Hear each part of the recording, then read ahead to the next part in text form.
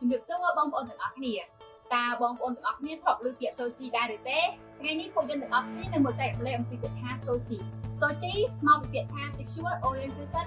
Gender Identity and Expression ដែលជាភាសាខ្មែរមានន័យថានិន្នាការភេទអត្តសញ្ញាណ gender និងការបង្ហាញ gender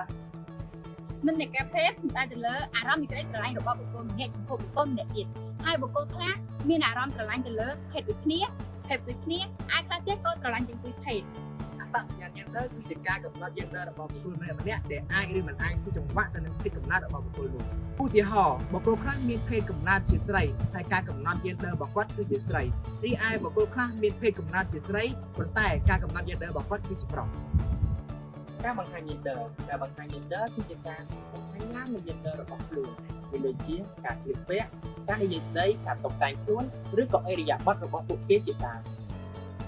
បុគ្គលម្នាក់ៗសុទ្ធតែមាន Soji រៀងៗខ្លួនអាស្រ័យទៅលើការកំណត់របស់ពួកគេផ្ទាល់ដូច្នេះយើងមិនគួរមានការរើសអើងចំពោះគាត់ឡើយព្រមទាំងទទួលយកភាពជាខ្លួនរបស់បុគ្គលម្នាក់ៗ